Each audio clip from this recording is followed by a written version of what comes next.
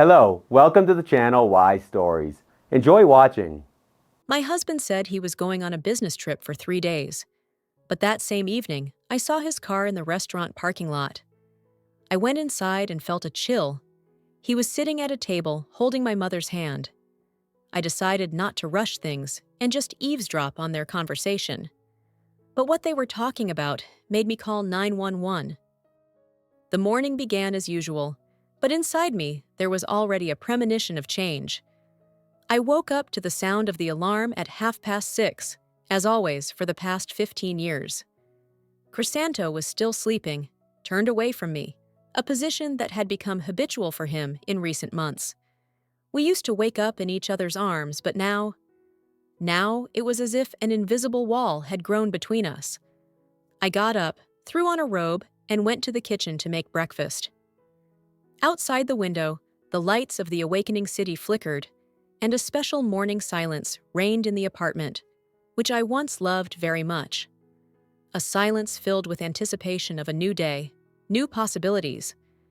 But lately, this silence seemed oppressive to me, as if foreboding trouble. Crisanto appeared in the kitchen at exactly 7 in the morning, a man of habit, always punctual, always composed. But something had changed in his appearance too. He had become more closed off, thoughtful. Sometimes I caught his gaze on me, long, studying, as if he was seeing me for the first time, or, on the contrary, saying goodbye forever. "Good morning," he said, sitting down at the table and immediately taking out his phone. "Good morning," I replied, placing a cup of coffee in front of him. He was absorbed in studying some messages, frowning, typing responses. I noticed that lately he had started using his phone much more often. We used to talk at breakfast, discuss plans for the day, share thoughts. Now his attention was completely absorbed by the screen. "Esperanza, don't forget, I'm going on a business trip," he said without looking up. 3 days in Medellin. The contract with the metallurgical plant needs to be closed urgently." I froze with the cup in my hands. Something in his tone made me tense up. In 22 years of marriage, I had learned to sense the slightest changes in his voice, and now there was something false in it. Not that he lied often. No, Crisanto had always been quite an honest man. But sometimes, when he needed to hide something unpleasant or avoid a conversation, these barely perceptible notes of insincerity appeared in his voice. "And when will you be back?" I asked, sitting down across from him. "Friday evening? Maybe even Saturday morning. Depends how it goes." He still wasn't looking at me. "You know how it is with these negotiations. Sometimes they drag on until late." I studied his face. Crisanto looked tired, even exhausted. Shadows had settled under his eyes that hadn't been there before, and this strange tension in his whole appearance, as if he was constantly on guard. "Crisanto," I began carefully, "maybe you should rest a little. You've been working too much lately. Maybe we should take a vacation?" He finally raised his eyes and looked at me. Something flickered in his gaze. Irritation, fear, but then immediately disappeared. "After this contract," he said. "After this, we'll definitely take a vacation." He got up from the table, came over to me, and kissed my cheek. The same perfunctory kiss with which he had been seeing me off for the past few months. No tenderness, no warmth, just a habitual ritual. "Good luck to you," I whispered after him, watching as he gathered documents in his briefcase. "Thank you. See you on the weekend." The door closed, and I was left alone in our 3-room apartment on the 7th floor of the residential complex. The apartment we had bought, young and in love, where our children were born and raised, where the best years of our lives had passed. Now it seemed too big and too empty to me. The children had long since flown to their own nests. Ermenegildo, our eldest son, was studying at university in another city to become an engineer, like his grandfather once was. A smart, determined young man, he rarely came home, only for holidays and vacations. And Soledad, our youngest daughter, got married last year and now lived in a neighboring district with her husband Facundo. They were planning children, and I was eagerly awaiting grandchildren. But for now, I remained alone with Crisanto in this big apartment, where every room held memories of our family life. I had been working as an interior designer for over 10 years. I started with small projects, helping acquaintances choose wallpaper and arrange furniture. Gradually, the business grew. Regular clients appeared, reputation. Now I had the opportunity to work from home, which was very convenient, especially when the children were small. Today, I needed to finish a project for a young family, Anacleto and Milagros. They had recently bought a one-room apartment and wanted to turn it into a cozy family nest. They had a small budget, but big dreams. Anacleto worked as a programmer, Milagros as a teacher. An ordinary family starting their life together. The irony of fate. I helped others create family happiness, but somehow lost my own along the way. When did it start? When did this coldness, this alienation appear between me and Crisanto? Maybe when the children grew up and moved away, and we were left alone with each other, like two strangers? Or maybe even earlier, when routine dragged us into its nets, when we stopped surprising each other, stopped dreaming together. The whole day passed in work. I selected fabrics for curtains for Anacleto and Milagros's small bedroom, drew sketches of a built-in wardrobe that should save space, called furniture suppliers.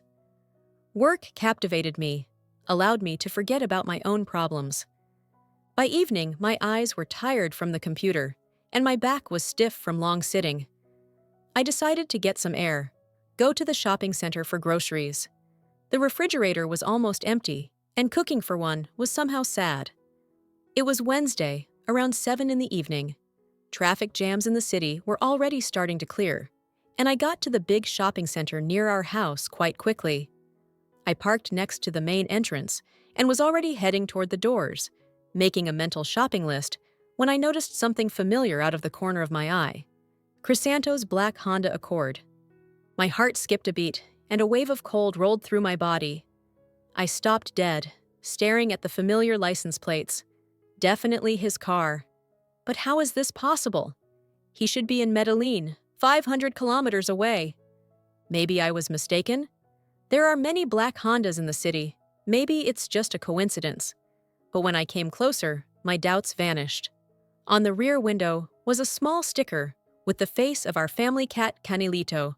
Soledad had given it to Dad for his last birthday. "So Canelito will protect you on the road," she laughed then. My hands trembled, my breathing quickened. What's happening? Why is Crisanto here when he should be on a business trip? And why did he lie to me? I looked around, trying to orient myself. The car was parked at a restaurant, quite an expensive establishment in the city center.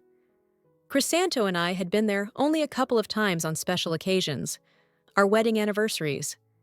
The restaurant was famous for its exquisite cuisine and romantic atmosphere. My thoughts were confused. Maybe his plans unexpectedly changed? Maybe a business meeting? Major negotiations sometimes require a special setting, and company management could have chosen this restaurant for an important meeting. But then why didn't he call me? Why didn't he say he was staying in the city? In 22 years of marriage, we had developed a habit of always warning each other about changes in plans. This was the foundation of our trust. We always knew where each of us was. I took out my phone with trembling fingers and dialed his number. First ring, second, third. The subscriber is temporarily unavailable or is outside the network coverage area. Leave a message after the tone. This was strange. Usually, Crisanto was always available, especially during working hours. I tried again. The same result. Something wasn't right here, very wrong. I stood in the parking lot, gripping the phone tightly in my hand, and tried to find a logical explanation for what was happening. But the more I thought, the more details surfaced in my memory. In recent months, Crisanto had indeed changed. He had become more secretive, thoughtful. These strange phone conversations appeared, which he conducted in another room, lowering his voice. Business trips that hadn't existed before. Delays at work. And also, there was something else. I started noticing this a few weeks ago. Crisanto began dressing differently, more carefully choosing shirts, using cologne that he used to take out only on holidays. Even his hairstyle became different, more youthful, modern. When I asked him about this, he waved it off. Just decided to take care of myself. A man at 40 should look dignified. I stood in the parking lot for about 10 minutes, thinking about what to do. Go into the restaurant? But what would I say? Hi, dear, shouldn't you be on a business trip? This would look like a scene from a cheap detective story. And what if he really has a business meeting? Then I would look like a paranoid wife spying on her husband. Crisanto couldn't stand such scenes. I remember once my friend Consuelo made a scene with her husband right in the office, suspecting him of cheating. Crisanto was indignant for a long time then. How can you not trust a close person like that? If there's no trust, then there are no relationships. But something inside me, some feminine intuition developed over years of marriage, suggested that this wasn't about work. I had learned to read Crisanto like an open book, his gestures, intonations, facial expressions. And this morning, everything in his behavior screamed that he was hiding something. In 22 years, I had learned to trust my intuition. It was intuition that told me to marry Crisanto when everyone around said we were too different. It was intuition that made me insist on examining Soledad when doctors said her cough was just a cold, and it turned out to be incipient pneumonia. The decision came by itself. I would go in, see what was happening. If it's a business meeting, I'll apologize and leave. If it's something else, well, then we'll see what to do next. The restaurant greeted me with subdued light and quiet jazz music. The interior was in classic style, white tablecloths with gold embroidery, crystal that softly shimmered in the candlelight, fresh flowers on every table. The smell of expensive perfume mixed with the aromas of exquisite dishes. I had been here only a few times, but I remembered every detail. The last time we came here was for our 14th wedding anniversary. Crisanto ordered champagne. We danced to slow music, made plans for the future. Then it seemed to us that there were still many happy years ahead. The maitre d', in an impeccable black suit, approached me with a professional smile. "Welcome! Table for one." "Thank you, I hesitated, not knowing what to say. "I'm looking for acquaintances. A middle-aged man in a dark suit." "Of course, go ahead, look around." The maitre d' made an inviting gesture. The restaurant wasn't very big, 40 people maximum. Most tables were occupied, business people discussing contracts, couples celebrating some events, groups of friends having a good time. And in this atmosphere of well-being and calm, I saw what made my heart stop. Crisanto was sitting in the far corner, at a table by the panoramic window with a view of the city park. He was wearing that same dark blue suit that I had ironed for him in the morning, and a white shirt with cufflinks, a gift from the children for last March 8th. He was sitting with his back to the entrance, so he couldn't see me. But he wasn't alone. A woman sat across from him. I could only see her back, chestnut hair neatly gathered in an elegant French bun, graceful shoulders in a black silk dress. Her posture spoke of good upbringing and self-confidence. And they were holding hands across the table. Not just touching fingers, actually holding hands like lovers. Crisanto was saying something, leaning toward her, and she was nodding, sometimes shaking her head. Between them was that intimacy, that closeness that Crisanto and I hadn't had for many months. Everything inside broke. The air seemed too thick. It became hard to breathe. So that's how it is. So my fears were justified. 22 years of marriage, 2 children, common plans and dreams, joys and sorrows experienced together. And here he sits with another woman, holds her hand, and looks into her eyes the way he hasn't looked at me for a long time. I wanted to turn around and leave. I wanted to pretend I hadn't seen anything, go home and pretend everything was fine. But my legs seemed rooted to the floor, and my gaze was involuntarily drawn to their table. The maitre d' was still waiting for my answer, studying my face with professional concern. I probably didn't look my best. Pale, confused, with wide-open eyes. A table in that corner, please, I whispered, pointing to a place behind a column from where I could observe Crisanto while remaining unnoticed. Of course, this way. He led me to a small table strategically located so that I found myself in the perfect place for spying. The shadow from the marble column hid me from view, but gave an excellent overview of Crisanto's table. "What will you order?" asked the maitre d', handing me the menu. "Coffee, please, espresso." "Certainly, I'll bring it right away." Left alone, I settled in comfortably and began observation. Crisanto was saying something to his companion. She was listening attentively, nodding, sometimes shaking her head. Their conversation seemed serious, even tense. Crisanto wasn't smiling. On the contrary, his face was concentrated, even worried. This didn't look like a romantic date, more like a business meeting or a discussion of something important and troubling. The woman took a folder with documents from an elegant black purse and spread them on the table.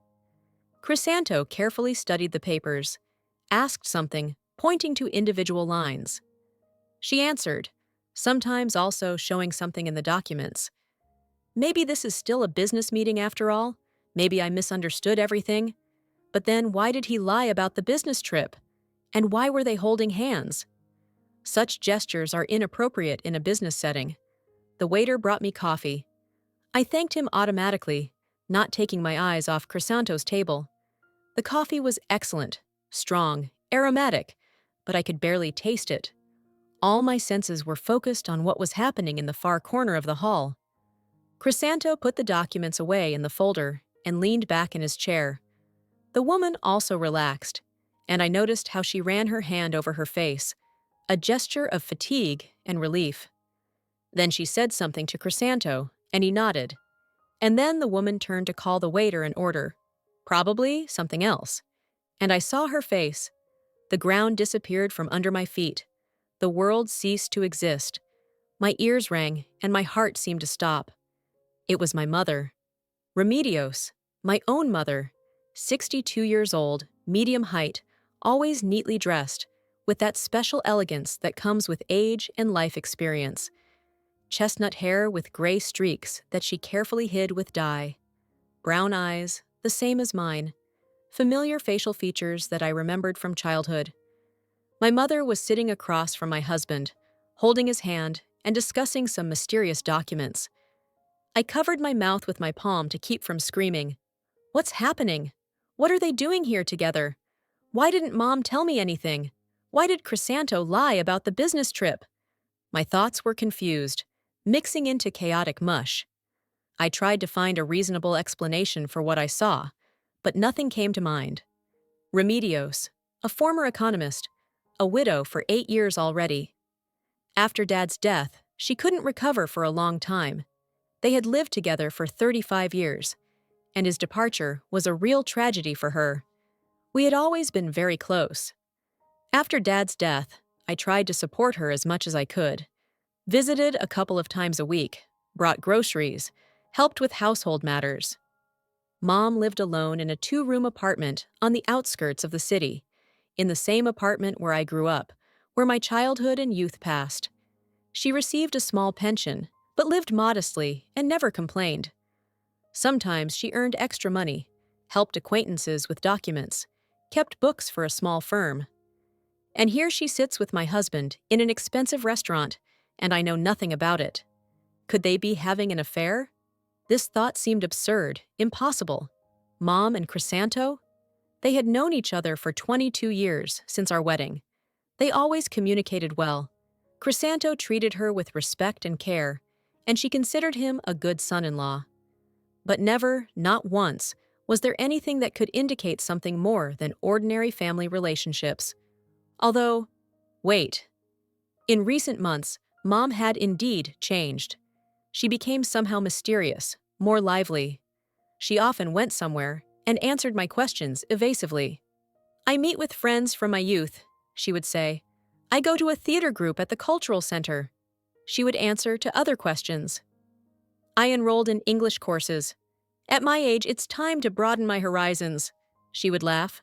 And when I offered to keep her company, or just asked for details, she somehow slipped away from answers, redirected the conversation to other topics. And Crisanto also changed around the same time. He started staying late at work. Frequent phone conversations appeared that he conducted in another room, business trips that practically didn't exist before, and also this new meticulousness in clothing, attention to his appearance. Was I really so blind? Did I really not notice that my husband was having an affair with my own mother? But even admitting this monstrous thought, I couldn't understand the logic of what was happening. Why meet in a restaurant? Why these documents? And why did they both look so worried? I sat in a stupor, watching them and trying to piece together the scattered pieces of the puzzle. Crisanto was explaining something to Mom, pointing to the folder with documents. Mom listened attentively, sometimes asked questions. They both looked frightened. Yes, exactly frightened. What were they talking about? What kind of documents? I leaned forward, trying to make out their conversation. It was about 5 meters to their table, but quiet music was playing in the restaurant, and other visitors were also talking. Individual words reached me in fragments, and I couldn't put them together into a coherent picture. "And tomorrow, definitely," Crisanto was saying. "But if it doesn't work out," Mom replied. "No other way out," Crisanto again. Suddenly, Mom looked at the elegant watch on her wrist and said something to Crisanto. He nodded and began gathering documents into the folder. They were getting ready to leave. Panic seized me. If they left now, I would never find out what was happening. I should stop them, go up and demand explanations. I have the right to know what my husband and my mother are hiding from me. But something held me back. Some inner voice whispered that it was better to observe for now, to learn more. Maybe I should follow them, see where they would go next. What they would do? Crisanto paid the waiter. I noticed he left quite generous tips. Then they got up from the table. Mom put on an elegant black coat that I was seeing on her for the first time. Crisanto politely helped her, held the coat while she put her arms through the sleeves. Ordinary politeness or something more? He put his hand on her shoulder and leaned down, whispering something in her ear. Mom nodded and smiled, but the smile was somehow tense, worried. They headed for the exit. I quickly turned away and grabbed the menu, using it as a shield. Familiar footsteps passed by me. Crisanto was saying something in a low voice. "Tomorrow at 8. If something goes wrong." "Everything will be fine," Mom replied, in a voice in which I caught notes of uncertainty. "We've gone too far to stop now." And they left, leaving me sitting in the restaurant with a cup of cold coffee and 1,000 questions that had no answers. I waited a few minutes for them to leave the building, paid and hurried to the parking lot. I needed to understand what was happening, where they were heading next. I didn't catch them in the parking lot. Crisanto's black Honda was still in its place, but Mom and her old Ford were nowhere to be seen, so they left in her car. But why? And where? I got in my car and tried to put my thoughts in order. What had I just heard? Tomorrow at 8. If something goes wrong, we've gone too far. These phrases didn't sound like plans for a romantic date, more like a discussion of something serious, possibly even dangerous. What were they talking about? And what role did those documents play that Crisanto studied so carefully? I tried to remember all the details of what I saw. Mom looked elegant but worried. Crisanto was serious, concentrated. They both seemed like people preparing for something important. I took out my phone and called Mom. I needed to check if she would lie to me the same way Crisanto did in the morning. Long rings, more. Finally, a familiar voice. "Hello, Esperanza." "How are things, daughter?" "Hi, Mom, everything's fine. And what are you doing?" "Well, I'm sitting at home, watching TV. They're showing some melodrama. About love, as usual." Mom laughed. But the laugh sounded forced. Lies. Direct, shameless lies. I had just seen her leaving the restaurant with my husband, and she says she's sitting at home watching TV. "And what are you watching?" I asked, deciding to test her to the end. A small pause. Mom was clearly confused. Well, I don't remember the title. About some woman who, well, an ordinary story. I see. And where were you this afternoon? This afternoon? Well, I didn't go anywhere special. Went to the supermarket, to the doctor. Why? Another lie. I saw her in an elegant black dress and coat, not the outfit you wear to the clinic. Just curious. Maybe we'll see each other tomorrow. Tomorrow! Alarm sounded in Mom's voice. Tomorrow won't work. I have important business. Better the day after tomorrow. Shall we agree? Tomorrow at 8. She has important business. All right, Mom. Then we'll talk later. Of course, daughter. I love you. And I love you, I replied. But the words sounded mechanical. When I hung up the phone, everything inside burned with resentment and incomprehension. How can she lie to me? How can she lie so calmly over the phone, as if nothing happened? We had always been honest with each other, trusted each other. After Dad's death, we became even closer. I was not just a daughter to her, but also a friend, a support. And now it turns out she's meeting with my husband and hiding it from me. I started the car and drove home. On the way, the phone rang. Crisanto was calling. Esperanza, hi! How are things at home? His voice sounded normal, no signs of excitement. Fine. And how's your business trip? Did you arrive safely? Yes, of course, though I'm a bit tired. The road was long, you know. I'm at the hotel now, early morning negotiations tomorrow. He's lying. Lying as easily and naturally as breathing. And an hour ago, he was sitting in a restaurant with my mother, studying some mysterious documents. How are the negotiations? Is there hope for success? Too early to say. The partners are difficult, but I hope we'll reach an agreement. Maybe we'll even finish before Friday. That would be wonderful. Yes, I hope so too. All right, Esperanza, I have to go. I still need to review documents for tomorrow's meeting. I love you. And I love you. But when I said these words, they seemed empty to me. We were both lying to each other, saying routine phrases about love.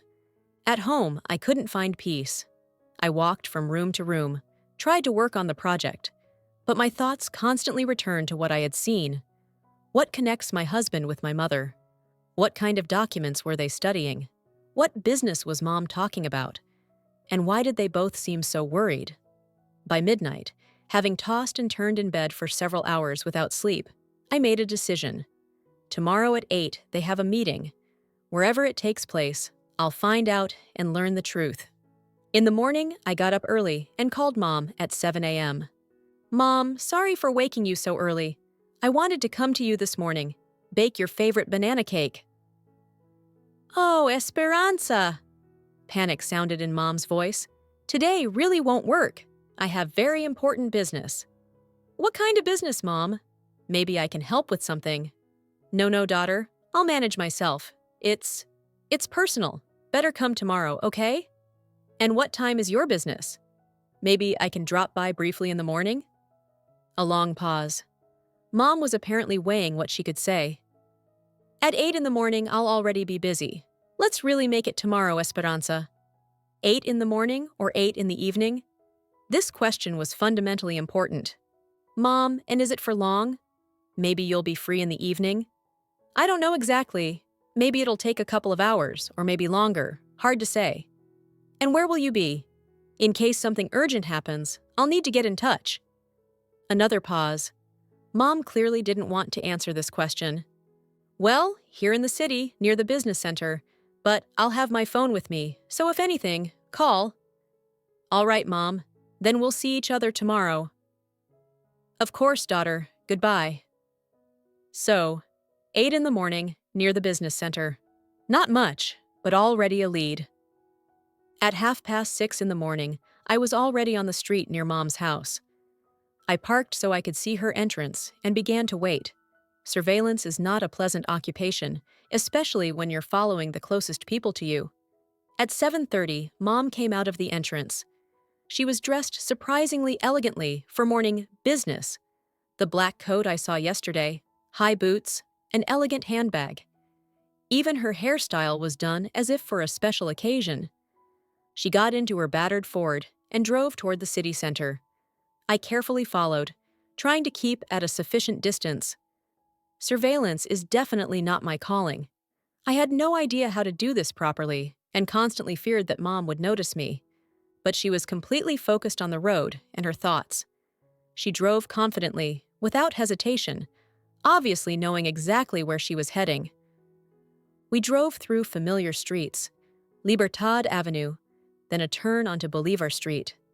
In the city center, Mom stopped near a large modern business center, Torre Empresarial. Torre Empresarial was one of the most prestigious office complexes in the city. Dozens of companies were located there, from small consulting firms to representative offices of large corporations. What could my mother, a retiree, be doing there? I parked to the side and watched. Mom got out of the car, took a large leather bag from the trunk, and headed to the glass doors of the main entrance. Her gait was determined, but I noticed a slight tremor in her hands, a sign of excitement. I needed to follow her, but I was afraid she would notice me in the elevator or corridor. I decided to wait a few minutes and go in after her. In the spacious lobby of Torre Empresarial, it was quite crowded. Employees of various companies were hurrying to work. A security desk, several elevators, large signs with company names and floor numbers. Mom could be anywhere. I approached the security guard, a young guy in uniform. "Excuse me, did you happen to see a woman about 60 in a black coat?" "And who are you looking for?" he asked politely. "Well, I'm looking for legal consultation." I blurted out the first thing that came to mind. "Ah, Lex International. Third floor, office 312. Law firm Lex International. Maybe that's exactly where Mom was heading." I went up to the third floor in the elevator. A long corridor, many doors with signs of different firms. Office 312. Law firm Lex International. Family law, inheritance disputes, real estate transactions. The door was closed. No sound came from the office. I stood nearby, pretending to wait for the elevator, and listened. After a few minutes, the elevator actually came, and from it emerged Crisanto. He was dressed in the same suit as yesterday, carrying the familiar folder with documents in his hands. Crisanto passed by me without noticing. He was too focused on his thoughts. He approached Dr. 312 and knocked. The door opened, and I heard Mom's voice. "Come in, Crisanto." "I'm already waiting." The door closed behind them. Crisanto passed by me without even glancing in my direction. His face was focused, almost grim. He was dressed in the same dark blue suit as yesterday, but looked tired, exhausted. In his hands, he carried the same folder with documents that I had seen in the restaurant. Approaching door 312, Crisanto knocked. The door immediately opened. Obviously, Mom was waiting for him. "Come in, Crisanto," I heard her voice. "I'm already waiting. How was the drive?" "Fine. And have you been here long?" "About 20 minutes. I've already discussed everything with Teofilo." The door closed behind them, and I remained standing in the corridor, not knowing what to do next. Eavesdropping at the door would be not only unethical, but also risky. Other office visitors might notice me. I decided to go down to the cafe on the first floor and wait there.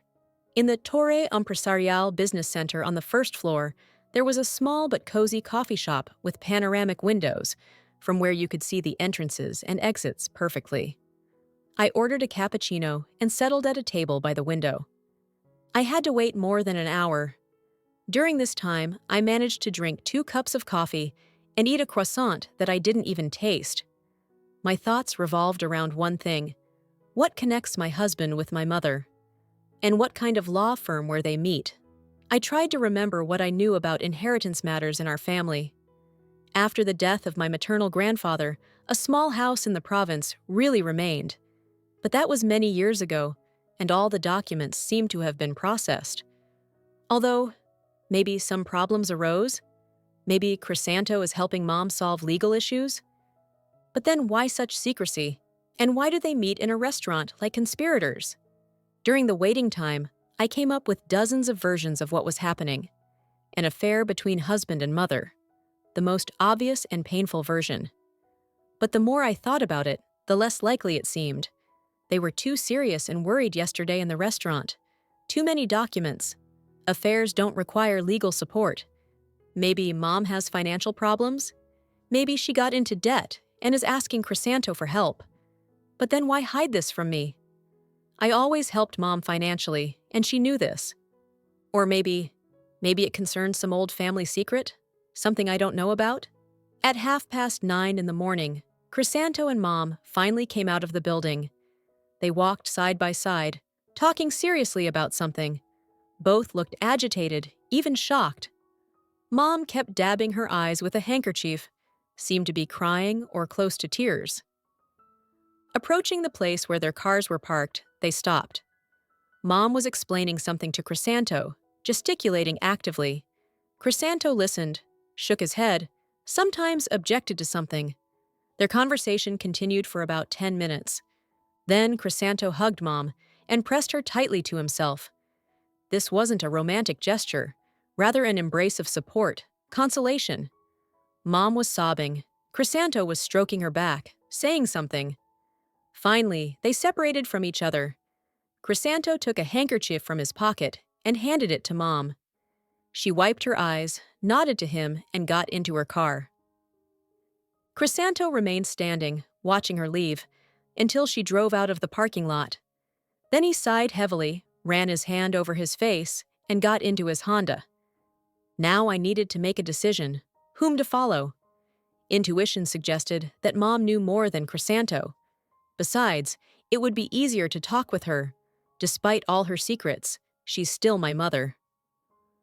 I waited for Crisanto to leave and followed Mom. But Mom didn't go home. She headed in the opposite direction of the city, toward the industrial zone. What did she need there? We drove for about 20 minutes through streets unfamiliar to me.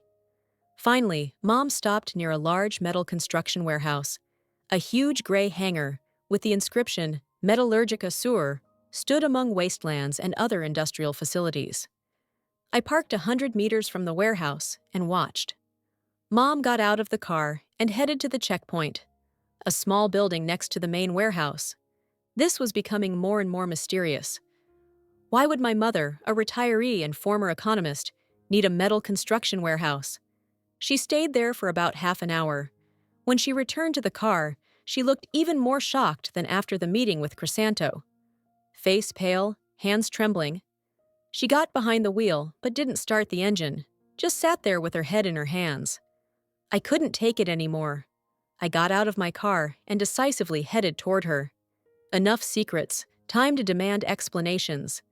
Knocking on Mom's car window, I saw her startle and raise her head. Seeing me, she turned even paler and slowly lowered the window. "Esperanza!" Her voice was hoarse, frightened. "What are you doing here?" "And what are you doing here, Mom?" I answered with a question. "And don't tell me you're watching TV at home." Mom closed her eyes and sighed heavily. You were following me?" "Mom, I saw you with Crisanto yesterday in the restaurant, and today I followed you from home. Explain finally what's happening." She opened the car door and got out. We stood facing each other on an empty industrial road among concrete fences and warehouses. "Mom, what's happening?" I repeated. "Why have you been lying to me for several months? Why are you meeting with my husband secretly? And what documents were you studying in the restaurant?" Mom slowly walked to the concrete fence and sat on a low parapet. She looked terrible, face gray, with deep wrinkles I hadn't noticed before, hands trembling. "Esperanza," she began quietly. "I wanted to tell you, but I didn't know how. I was afraid you wouldn't understand, that you wouldn't forgive me." "What are you talking about, Mom?" She looked up at me, eyes full of tears. "Daughter, your father is alive." I stared at her, not understanding the meaning of these words. "What?" "Dad is alive, Esperanza. Bautista didn't die 8 years ago." The world swam before my eyes. My legs buckled, and I grabbed the fence to keep from falling. "Mom, what are you talking about? What dad? Dad died. We buried him." I remember the funeral, the wake, the grave in the cemetery. No, daughter, Mom shook her head, tears flowing down her cheeks. We didn't bury Dad. We buried a coffin with the body of a complete stranger. I couldn't believe what I was hearing. This is some kind of nonsense, nightmare, hallucination. Mom, have you completely lost your mind? Of course we buried Dad. I remember every minute of that terrible day. Esperanza, get in the car, Mom said, standing up. We need to talk seriously. I'll tell you the whole truth. My legs were giving way. I mechanically sat in the passenger seat of Mom's car, and she settled behind the wheel. 8 years ago, Mom began slowly, as if each word was difficult for her. Something very serious happened to Dad. At work. I nodded. I remembered that Dad worked as chief engineer at the metallurgical plant Industrias del Sud, a large enterprise where he had worked for more than 20 years. That year there was a terrible accident at the plant, Mom continued. In the foundry shop, a steam boiler exploded. The explosion was so powerful that it destroyed half the shop. 3 people died, 7 more received severe burns. I remembered this accident. It made a lot of noise in the city. They wrote about it in newspapers, showed it on TV. An investigation began. Mom continued her story. And it turned out that the boiler hadn't had a technical inspection for more than a year. And the last document about technical maintenance was signed by Dad. But what does this have to do with? Esperanza, Dad wasn't guilty. Mom grabbed my hand. The documents were forged. Someone put his signature backdated to blame him. But this could have been proven, expertise, witnesses. It could have been if they had wanted to. But it was profitable for someone to make Dad the scapegoat. He faced serious trouble, an article for negligence resulting in people's death. Up to 15 years in prison. I listened as if in a dream. All this seemed incredible, impossible. And what happened next? Some people approached Dad. Mom spoke quieter and quieter. They said they could help, that there was a way to avoid prison. For a certain payment, they could stage his death, give him new documents, and he could start life anew in another place. Dear God. We sold everything we had, Mom was sobbing. The apartment, the little house on the coast, the car, Mom's jewelry. We collected $30,000 and gave it to these people. My head was spinning from this story. And then what? Then Dad was put in the hospital with a diagnosis of acute heart failure. The doctor was bribed. He issued a death certificate. They took the body of some homeless man who really died of a heart attack that same night to the morgue. And Dad? Dad just disappeared. I couldn't breathe, couldn't think. For 8 years I mourned my father, and he was alive. But where has he been all these years? I whispered. In another city. They gave him a new passport under someone else's name. He worked at construction sites, as a loader, whatever came up. We hardly communicated. It was dangerous for everyone. Mom, but why didn't you tell me? Tears streamed down Mom's cheeks. Esperanza, the children were teenagers then. Hermenegildo was 13. Soledad was 10. Adolescence, school problems, they were already going through a difficult period. I didn't want to add to their suffering, destroy their world. And you were just starting your business then. There was so much stress with work. I thought I could handle it myself, that I would quickly solve everything. And then time passed, and it became harder and harder to tell the truth. How to explain that I had been lying to you for 8 years? And how did Crisanto find out? 6 months ago, Dad contacted me. He said he couldn't live like this anymore, that he wants to return home, to his family. But those people who helped him disappear don't want to let him go. What does "don't want to let him go" mean? They say that Dad knows too much about their activities, and that if he wants to return to his former life, he must pay them more money, a lot of money. How much? $100,000. Everything went dark before my eyes. Mom, we don't have that kind of money and never did. I know. That's why I turned to Crisanto. I told him the whole truth and asked him to help collect the money. And he agreed? Yes, Crisanto took out loans, mortgaged his share in the company. I sold everything valuable that remained. We almost collected the necessary amount. I sat in the car and tried to comprehend the scale of what I had heard.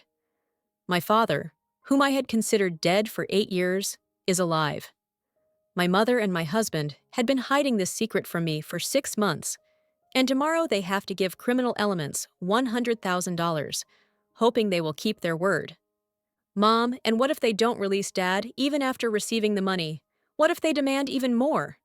I don't know, Mom whispered, but there are no other options. Dad said that if we don't pay, they will kill him. Really kill him. And where is Dad now? Here in the city. He rents a room in a dormitory under a false name, waiting to see what comes of all this. I felt like the heroine of some incredible detective novel. My whole life had turned upside down in a few hours. Mom, and why not go to the police? Esperanza, these people have connections in the police. Mom grabbed my hand. Among them are detectives, prosecutors, maybe even judges.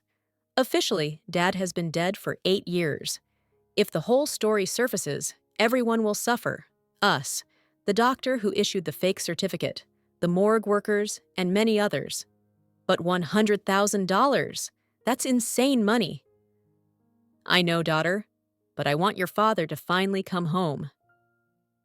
We sat in the car in the middle of the industrial zone, and I tried to digest all this incredible information.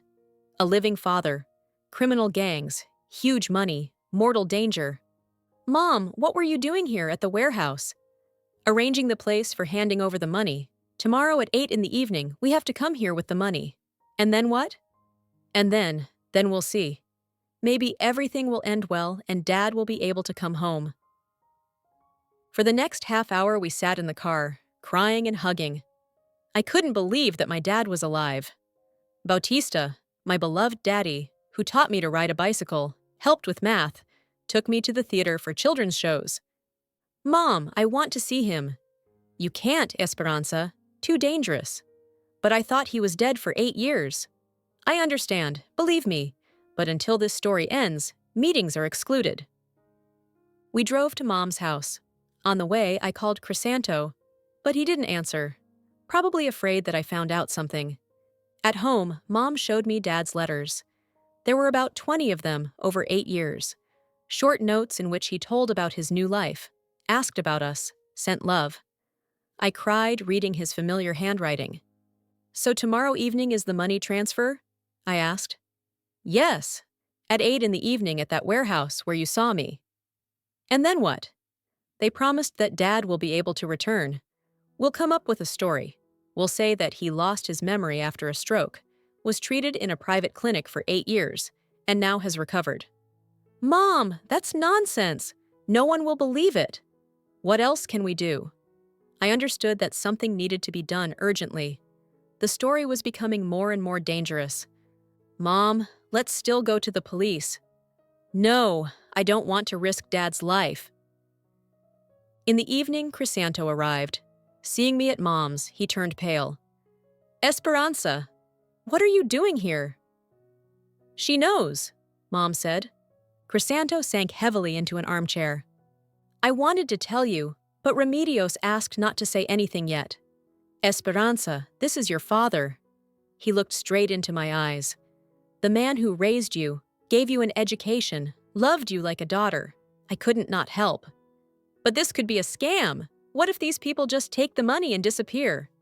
Maybe, but we have no other options. Crisanto told me the details of the financial operation. It turned out that to collect the money, he had mortgaged not only his share in the construction company, but also took loans from 3 banks. The total amount of debt was almost $120,000.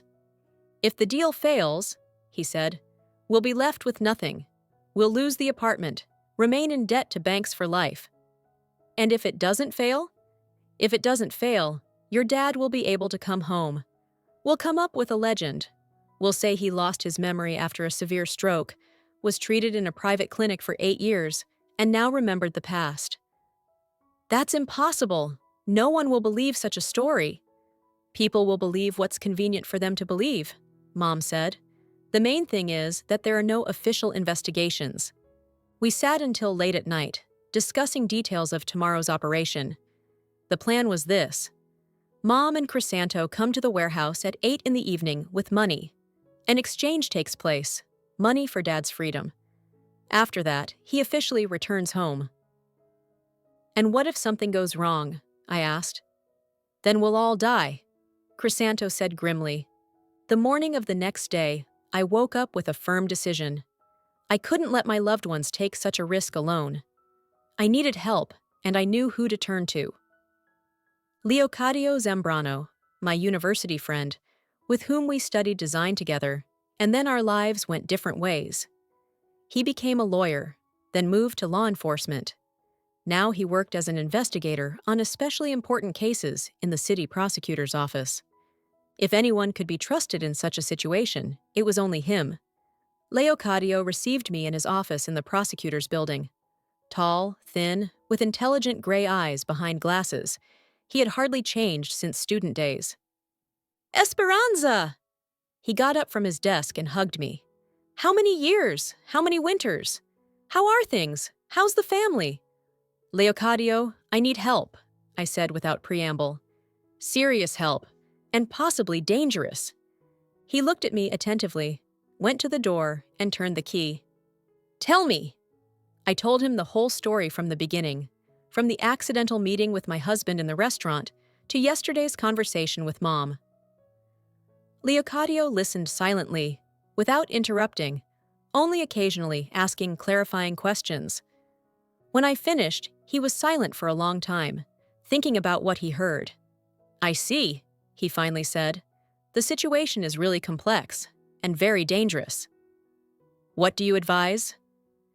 Officially, I can't do anything. He spread his hands. Too many unknowns. Too many people could suffer. But unofficially? Leocadio got up and went to the window. Tonight will be the money transfer? Yes. At 8 in the evening at the metal construction warehouse. Good. I'll organize covert surveillance. If something goes wrong, we'll intervene. And if everything goes according to plan, then we'll see what to do next. The main thing is that nothing happens to your loved ones. I felt some relief. At least we wouldn't be completely alone.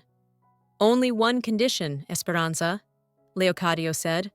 Not a word to Mom or Crisanto about my involvement. Let them act exactly according to plan. Any deviation could cost lives. Understood. And one more thing. You stay home tonight, whatever happens. But. No buts, Esperanza. This is the condition of my help. I nodded, although I knew I wouldn't be able to sit calmly at home when the family's fate was being decided at the warehouse. The day dragged on painfully slowly. I tried to work, answered client calls, but my thoughts constantly returned to the coming evening. What if everything goes wrong?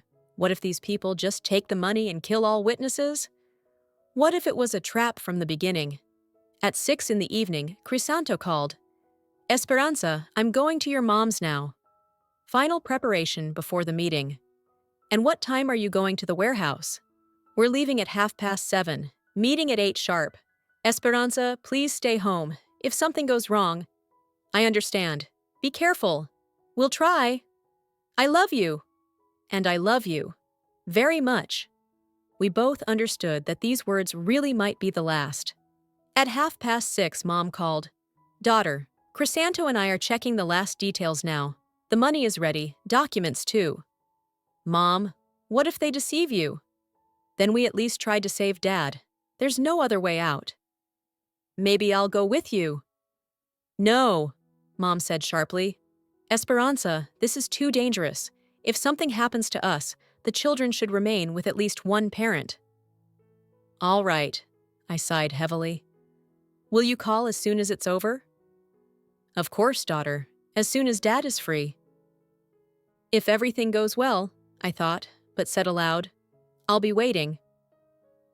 At 7:30 in the evening, I was already near the industrial zone. I parked half a kilometer from the warehouse where the meeting was to take place.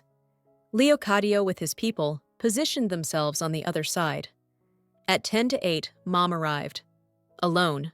Where was Crisanto? She parked at the warehouse gates and began to wait.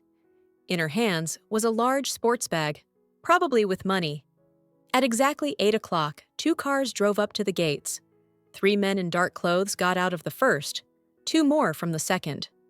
All strong, with the faces of bandits. Mom got out of the car. One of the men approached her, said something. Mom nodded, showed the bag. The conversation continued for about 5 minutes. Then the man made a sign, and one of his accomplices disappeared onto the warehouse territory. A few minutes later, he returned, leading a person. Even at a distance, I realized it was Dad. Bautista looked terrible, thin, gray-haired, in shabby clothes. But it was him, my dad. Mom took a step forward, but one of the bandits stopped her. They took the bag from her, checked the contents. Then the leader said something to Dad. And then something unexpected happened.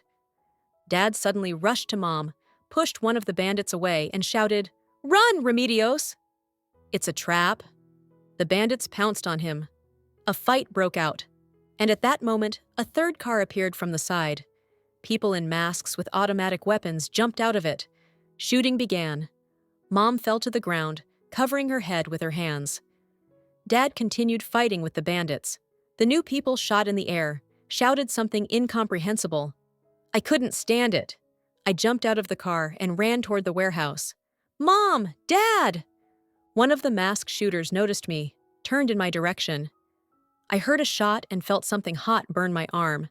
And then Leocadio appeared from somewhere with a group of armed people. "Police! Weapons on the ground!"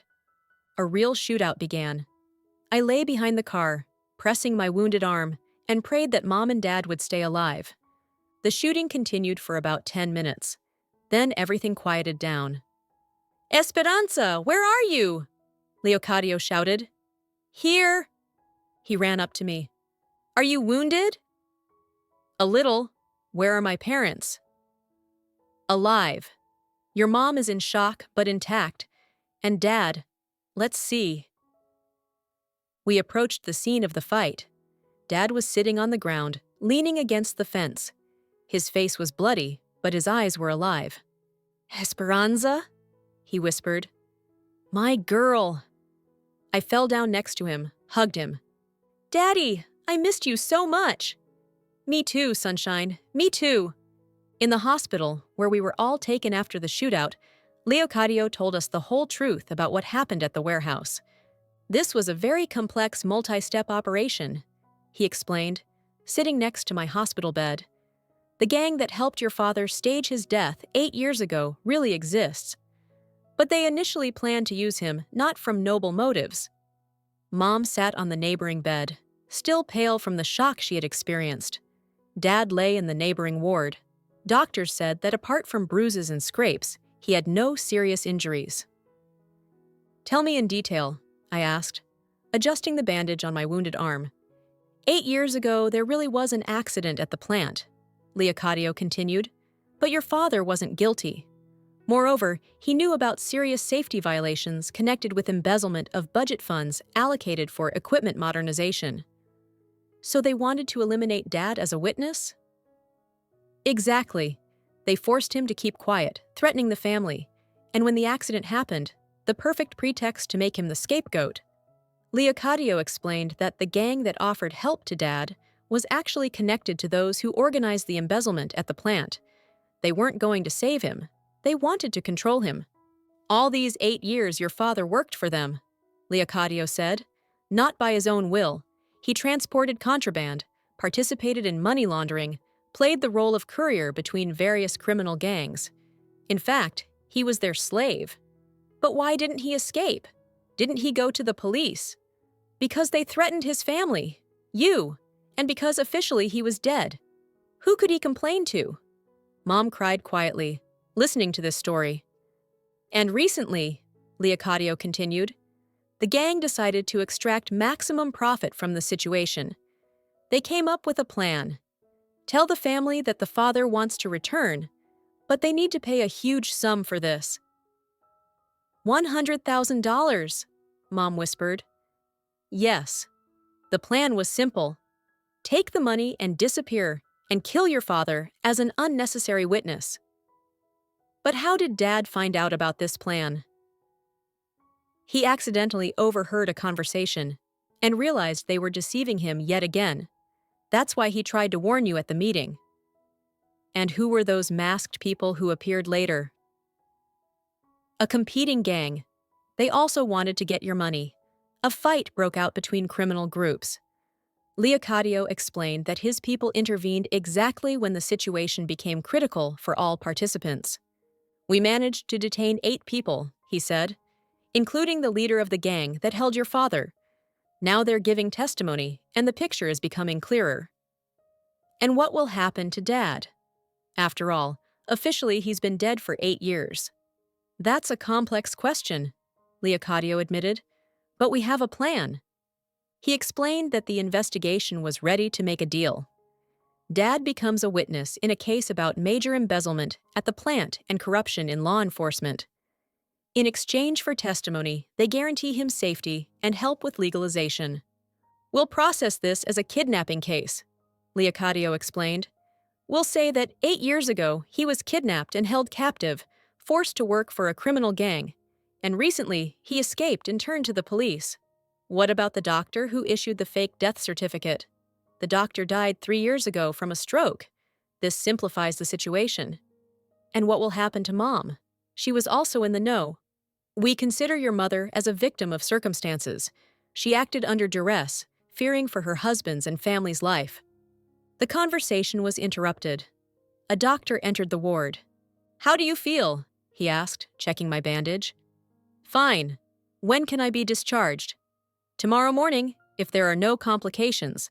The wound is shallow, only damaged muscles." When the doctor left, I asked Leocadio, "What about Crisanto? Where was he during the money transfer?" Leocadio's face darkened. "An unpleasant story happened with your husband, but fortunately it was resolved." "What happened?"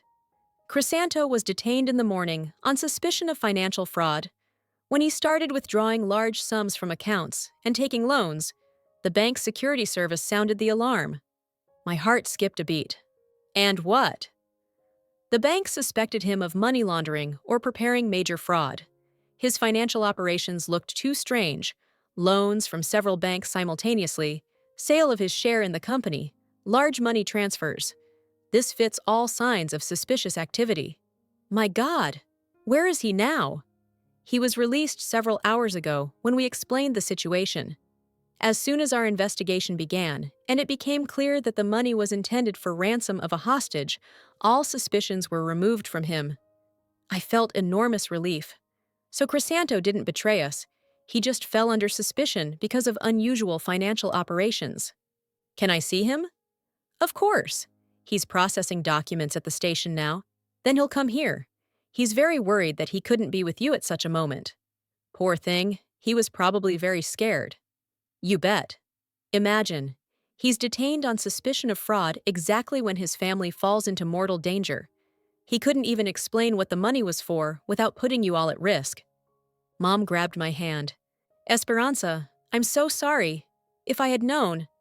Mom, it's not your fault. But inside, everything burned.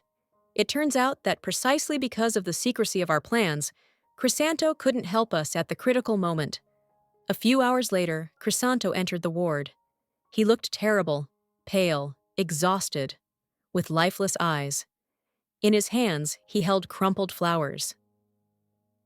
Esperanza, he whispered, approaching the bed. How are you? Mom said you were wounded. Nothing serious, I replied, extending my hand to him. How are you? Leocadio told me you were detained. Crisanto sank heavily into a chair next to the bed. It was a nightmare, he said. In the morning, I went to the bank to withdraw the last money for ransom, and suddenly security officers surrounded me. They started asking why I needed such a large sum in cash, why I took loans from 3 banks simultaneously, sold my share in the company. And you couldn't explain? How could I explain? Say that my father-in-law, who's been officially dead for 8 years, is actually alive and criminals are holding him, that I need to pay ransom, They would have sent me to a psychiatrist immediately. I squeezed his hand. And then? Then they took me to the station. I sat in a cell and understood that while I'm here, you're risking your lives there. And I couldn't do anything. It was torture, Esperanza. To know that my family is in danger, and I can't help. But everything worked out after all. When they freed me and told me what happened at the warehouse, I almost went crazy with horror. I thought I had lost you all. And when I found out you were wounded, his voice trembled. I looked at this man with whom I had lived 22 years. Yes, lately there had been coldness, alienation between us. But now, in these minutes, I saw real pain and love in his eyes. Crisanto, it's not your fault. You did everything you could. I should have foreseen that banks would react to such operations, should have organized everything differently somehow. No, I shook my head.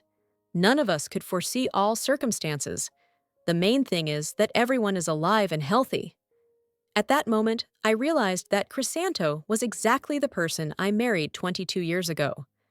A person ready to risk everything for family, even if circumstances work against him.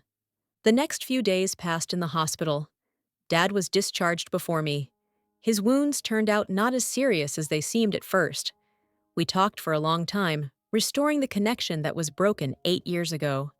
Dad, did you suffer a lot all these years? I asked him one evening.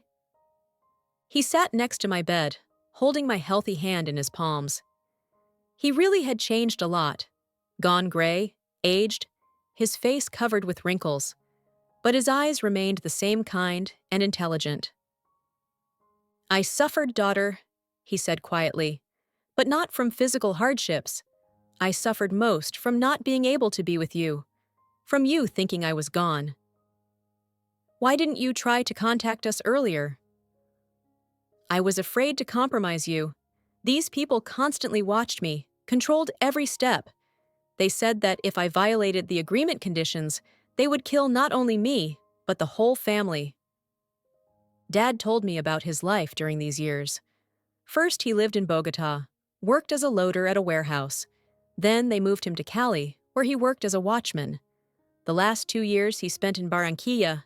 Irony of fate, since Crisanto lied to me precisely about a business trip to Medellin. And how did you find out about their plans to kill you? I accidentally overheard the leader's phone conversation. They planned to take the money and eliminate me as an unnecessary witness. That night, I realized that if I didn't take action, I would die, and you would be left without money and without me. And you decided to warn us during the meeting? Yes. It was the only chance. We were silent. Outside the hospital window, it was raining, and drops ran down the glass like tears. Dad, what will happen now? Now? He smiled for the first time in all these days. Now I can finally come home. The process of Dad's resurrection took several weeks. Leocadio and his colleagues did enormous work to legalize his status.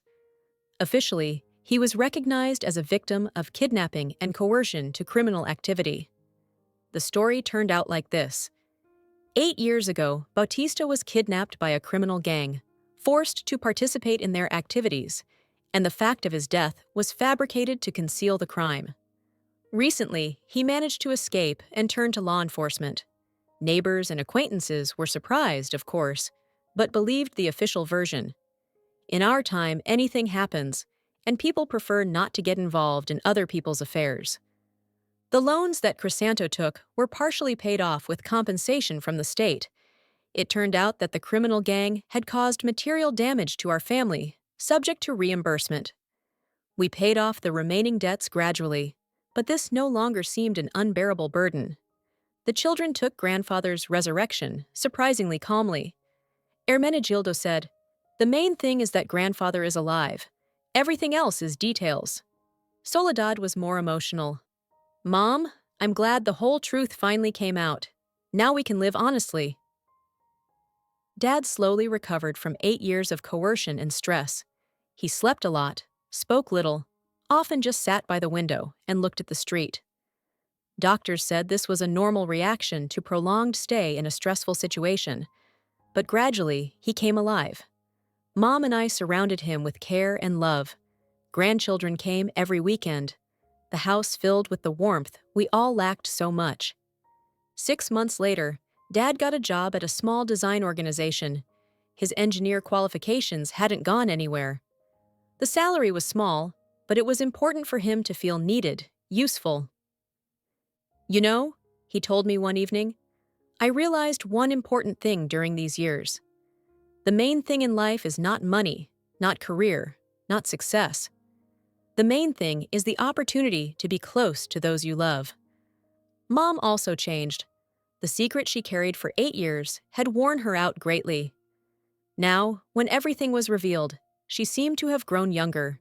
She enrolled in psychology courses, said she wanted to help people who found themselves in difficult life situations.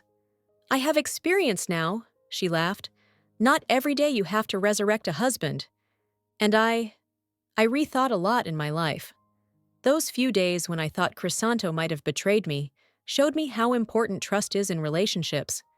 But when it turned out he just got into a difficult situation trying to help my family, I realized our marriage was worth fighting for.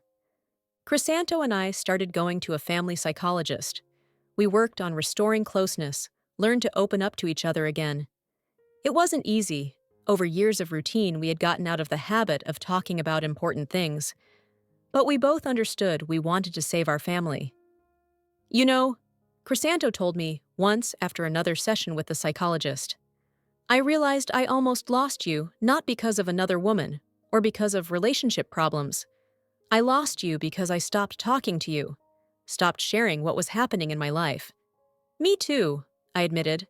We both went into our own worlds and stopped being a team. Slowly, step by step, we restored our connection. And I understood that this story, however terrible it was, ultimately made our family stronger. Leocadio often visited us, first on business, to clarify some details for the investigation. Then, just as a family friend. We were very grateful to him for his help, and he became almost a family member. A year after those events, we celebrated Dad's birthday as a whole family, the first in 9 years. Everyone gathered, Crisanto and I, Mom, children with their families, even Leocadio came. Dad raised his glass. I want to say a few words. For 8 years, I lived in hell, thinking I would never see you again. But the most terrible thing wasn't physical hardships. The most terrible thing was thinking that I caused you pain with my disappearance. He looked at each of us. Now I understand that sometimes truth can be painful, but only it gives the opportunity to really live. Thank you all for not giving up, for fighting for me, and for taking me back. We drank and cried at the same time, and then Mom stood up and said, And now I want to say something important. Esperanza, Crisanto, I've lived a long life and seen many families, and I know that a real family is not those people who never quarrel and never make mistakes. A real family is those people who are ready to forgive each other and support in difficult times. She looked at Crisanto and me. You went through a very serious test, and I'm glad you stayed together. Crisanto took my hand. We all stayed together, he said, and that's the most important thing. In the evening, when the guests had gone, Crisanto and I sat on the couch and looked at old family photos. Here we are young, at our wedding, here with small children, here on vacation with parents. It seems like a whole life has passed, I said. Yes, and a new one has begun. Don't you regret anything? Crisanto thought. I regret that we almost lost each other. I regret that your father spent 8 years in captivity. But I don't regret that the whole truth came out, because now we can build relationships on an honest foundation. And I regret that I didn't trust you from the beginning, I admitted. When I saw you in the restaurant with Mom, my first thought was that you were deceiving me. I should have just come up and asked. We both made mistakes, but the main thing is that we corrected them. He hugged me, and I pressed close to him. Outside the window, the evening city lights were coming on, and peace and quiet reigned in our house. Crisanto, I said, let's promise each other, whatever happens, we'll always tell the truth, even if it's painful. I promise, he said seriously. And you? I promise too. We kissed, really for the first time in many months, and I realized we were really starting a new life. A life based on trust, honesty, and love. And that story in the restaurant now seemed to me not a tragedy, but a gift of fate. Because it was exactly what made us stop and rethink our life. And although the path to truth was difficult and painful, it led us to what's really important. To family. 6 months passed since the day the whole truth was revealed. I was walking down the main street after meeting with clients, and my thoughts returned to that evening in the restaurant. Strange how one accidental observation can turn your whole life upside down. At the park entrance, a child's cry stopped me. A little girl about 5 was sitting on a bench and sobbing. Her father stood nearby. "Don't want to go home," she screamed. "Want to ride the swings more." "Sunshine, it's late already," the father said patiently. "Mom is waiting for us for dinner."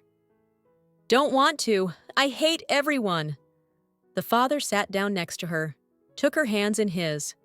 "Tomorrow is Saturday, and we'll come here again. We'll ride the swings, feed the ducks, but now it's time to go home. What if it rains? We'll put on raincoats and come anyway." "Really?" "I promise." The girl wiped her nose and reluctantly stood up. The father took her hand, and they went to the exit. An ordinary family scene. But I stood and watched them leave, and something tightened in my chest. This girl doesn't suspect what happiness it is. To have a father. She doesn't know what it's like. To think for 8 years that your father is dead. To mourn him, light candles, bring flowers to the grave. Can't imagine what it's like to see a dead father in a restaurant. And it's wonderful that she doesn't appreciate this. It means everything is in order in her world. I took out my phone and dialed Dad's number. "Hi, Dad. Just wanted to hear your voice." "I'm home," he said quietly, "and I'm not going anywhere." The girl with her father had already disappeared around the corner. And I thought about how happiness is often invisible to those who possess it. We notice it only when we lose it. At home, Crisanto was waiting for me with dinner. An ordinary family evening that might not have happened 6 months ago. "What are you thinking about?" he asked. "About how we didn't value what we had for a long time. Do we value it now? Now we do." Outside the window, evening lights were coming on. Somewhere, a little girl was having dinner with her parents, not suspecting her happiness. And we talked about simple things that turned out to be the most important. Truth really does liberate, even if the path to it is painful. If you're enjoying it as well, leave a like and subscribe to the channel.